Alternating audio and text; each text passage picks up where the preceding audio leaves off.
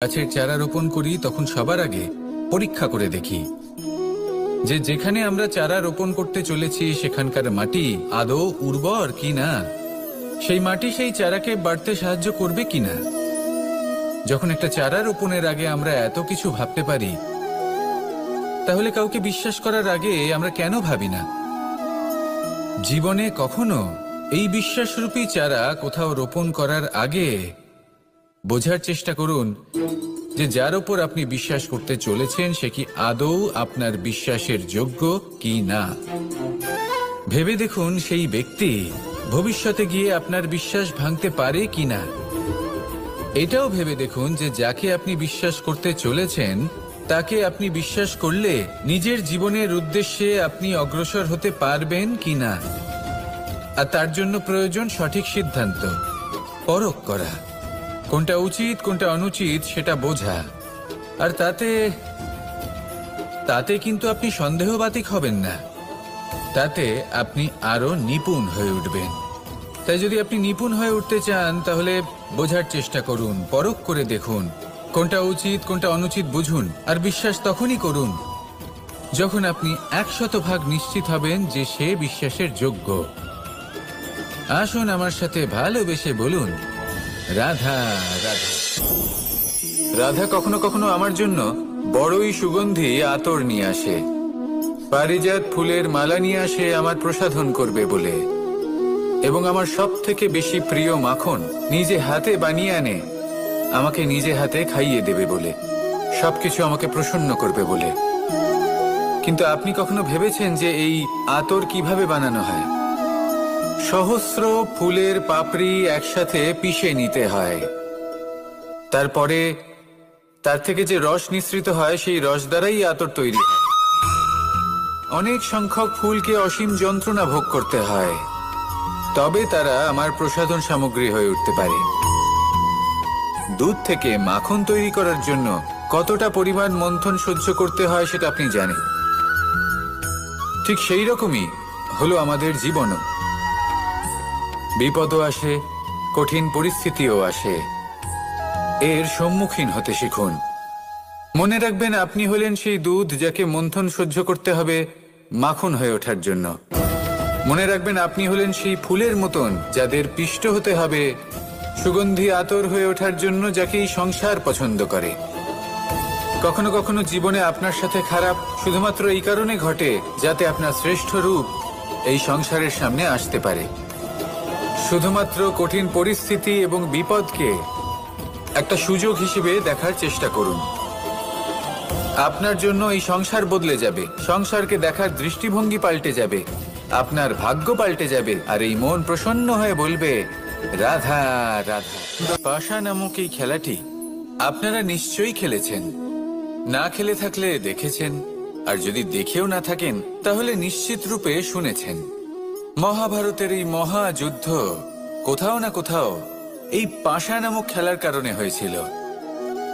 পাশার এই বিচিত্র খেলা, দান, এইসবের কারণে কেউ নিজের মাথায় রাজ মুকুট পরিধান করেছিলেন, আবার সেখানে পরাজিত হওয়ার জন্য কাউকে বনবাসও ভোগ করতে হয়েছিল। কিন্তু এই খেলা সমাপ্ত হওয়ার পরে সমস্ত ঘুঁটি আর এই পাশার ছক একই পুটলিতে স্থান পেল। এটাই হলো আমাদের জীবন। এই সংসারে আমরা জয় পরাজয়ের বিষয়ে এতটাই ভাবি, এত চিন্তা করি যে এই জীবনের খেলার আনন্দটাই উপভোগ করতে পারি না। আর অবশেষে কি হয়? কেউ জয়ী হন, কেউ পরাজিত হন, কিন্তু দুজনেই একই স্থানে পৌঁছে যান। প্রত্যেক ব্যক্তি মৃত্যুর পরে একটি নির্দিষ্ট স্থানেই পৌঁছতে বাধ্য, কিন্তু ততক্ষণ এই জীবন, এই খেলা, তার আনন্দ উপভোগ করুন। এই সংসারে সেই ব্যক্তি শ্রেষ্ঠ স্থানে পৌঁছতে পেরেছেন যিনি এই সংসারকে প্রকাশ প্রদান করেছেন, যিনি কখনো জয় পরাজয় এ বিষয়ে ভাবেননি, শুধু এই জীবনের খেলার আনন্দ উপভোগ করেছেন। এটাই আপনিও করুন, আর আমার সাথে ভালোবেসে বলুন, রাধা রাধা। এই জীবনে তিনটি গুরুত্বপূর্ণ শব্দ আছে যা বোঝা আমাদের কাছে খুব গুরুত্বপূর্ণ, এবং এই তিনটি শব্দের নিজস্ব অর্থ আছে।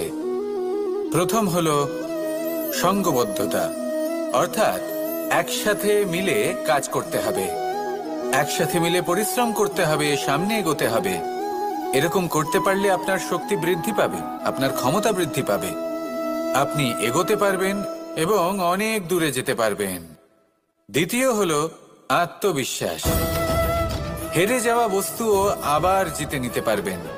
যদি আপনার নিজের আত্মবিশ্বাস থাকে তাহলে আপনি কখনো পরাজিত হবেন না। এবং তৃতীয় হলো অহংকার।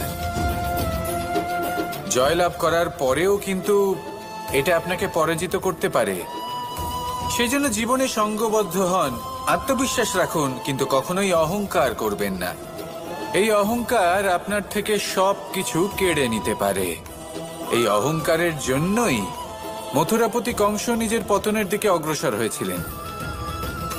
এই অহংকারকে ত্যাগ করুন আর আমার সাথে ভালোবেসে বলুন, রাধা রাধা। এই সংসারে সব থেকে বেশি কঠিন কাজ কোনটা? কেউ বলবেন যুদ্ধ করা, কেউ বলবেন ধন অর্জন করা, আবার কেউ বলবেন জ্ঞান অর্জন করা সব থেকে বেশি কঠিন। এবার প্রত্যেক ব্যক্তির নিজস্ব অভিজ্ঞতা আছে আর সেই অনুসারে তার নিজস্ব একটা উত্তর আছে। সাধারণভাবে দেখতে গেলে এই সংসারে সব থেকে কঠিন হলো তপস্যা করা, অর্থাৎ সব কিছু ত্যাগ করে তপস্যায় নিজেকে বিলীন করে দেওয়া। এবার এর থেকে বেশি কঠিন এই সংসারে আর কি বা হতে পারে? এই সংসারে, এই সমাজে, নিজের পরিবারের মধ্যে থেকেও ধৈর্য ধরে সামনে অগ্রসর হওয়া, এটা হলো সব থেকে কঠিন কাজ। কারণ যখন আপনি তপস্যা করেন তখন সেখানে আপনার ধৈর্য ভাঙার মতো কেউ থাকেন না, না কোনো বন্ধু, না কোনো আত্মীয়, না কোনো শত্রু, কেউ না।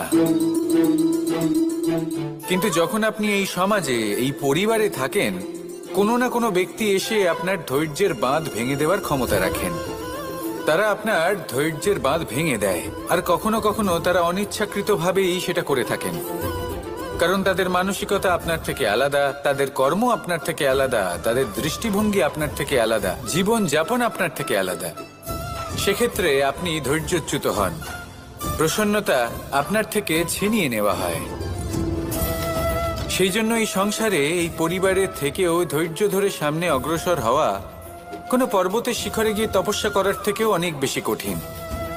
আর যে ব্যক্তি এই সমাজেই, এই পরিবারে, সেই সকল মানুষের মধ্যে থেকে গিয়েও ধৈর্য ধরে অগ্রসর হতে থাকেন, যারা এই কাজটা শিখে নিতে পারেন, তারাই কিন্তু জীবনে আনন্দ লাভ করতে পারেন। এই ধৈর্যই শেষে আপনার জীবনে প্রসন্নতা বহন করে আনবে। তাই ধৈর্য ধরে জীবনের পথে অগ্রসর হন আর আমার সাথে ভালোবেসে বলুন, রাধা রাধা। প্রত্যেক মানুষ নিজের জীবনে দুঃখ অনুভব করেন। প্রত্যেকের দুঃখ আলাদা হতে পারে। কারোর মনে এই দুঃখ থাকে যে সে তার বাবা মায়ের সব ইচ্ছে পূরণ করতে পারেননি। কেউ এটা ভেবে দুঃখ পান যে সে চিরকাল সদাচার করেছেন, সৎকর্ম করেছেন, কিন্তু তাও তাকে দুরাচারী বলে মনে করা হয়। কেউ এটা ভেবেও দুঃখ পান যে তার সামনে যে ব্যক্তি রয়েছেন তার চোখে তিনি শত্রু হয়ে উঠেছেন বা দুষ্ট হয়ে উঠেছেন, যেখানে তিনি হয়তো কোনো অনুচিত কাজই করেননি। এবার এই সমস্ত বিষয় নিয়ে ভেবে নিজের ব্যক্তিত্ব নিয়ে সন্দেহ প্রকাশ করবেন না। যদি নিজের ব্যক্তিত্ব নিয়ে কোনো সন্দেহ থেকে থাকে তাহলে কর্ম সংক্রান্ত প্রশ্ন করুন যে আপনি যা করেছেন তাতে কি উচিত ছিল, কি অনুচিত ছিল।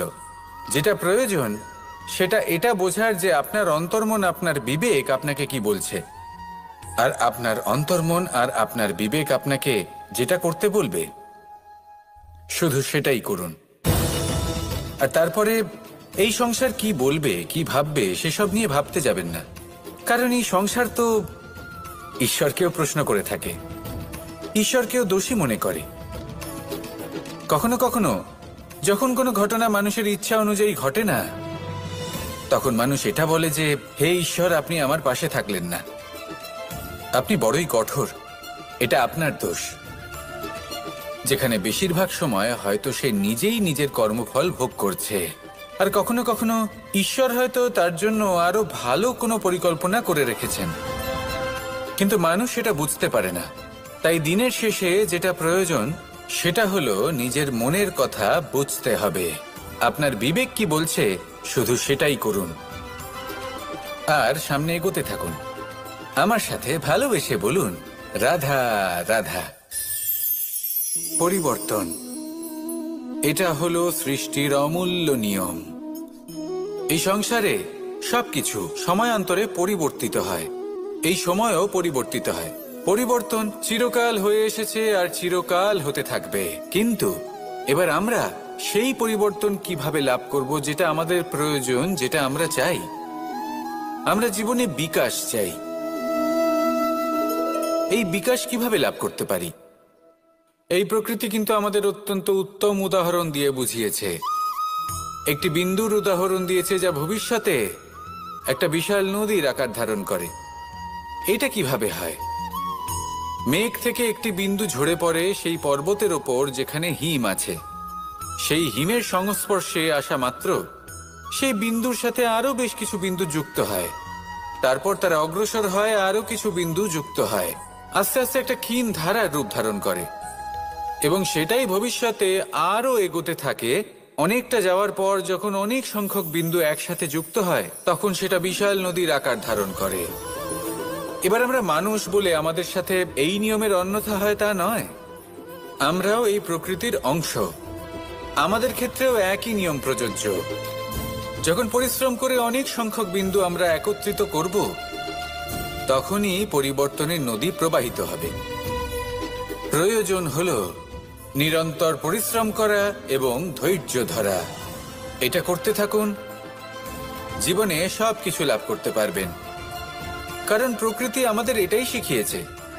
আর আমরা এই ব্রহ্মরই একটি অংশ, যার দ্বারা এই ব্রহ্মাণ্ড নির্মিত। আসুন আমার সাথে ভালোবেসে বলুন, রাধা রাধা। কখনো এই প্রকৃতির দিকে তাকিয়ে থাকবেন। এই প্রকৃতি অনেক ধরনের শিক্ষা দেয়। কোন একটা গাছকে দেখুন কিভাবে সে মাটি থেকে জল শুষে নেয়। সে ঝড় হোক বা হোক কড়া রোদ সব সহ্য করে এবং অবশেষে সে ফল ধারণ করে।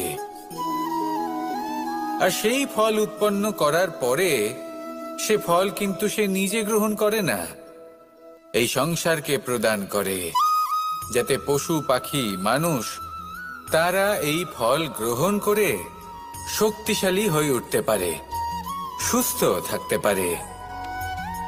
সেভাবেই নদী, সরোবর এরা নিজেরাও কিন্তু নিজেদের জল গ্রহণ করে না, মাটিকে প্রদান করে, পশু পাখিকে প্রদান করে। সূর্য নিজেও নিজের জন্য প্রজ্বলিত হয় না,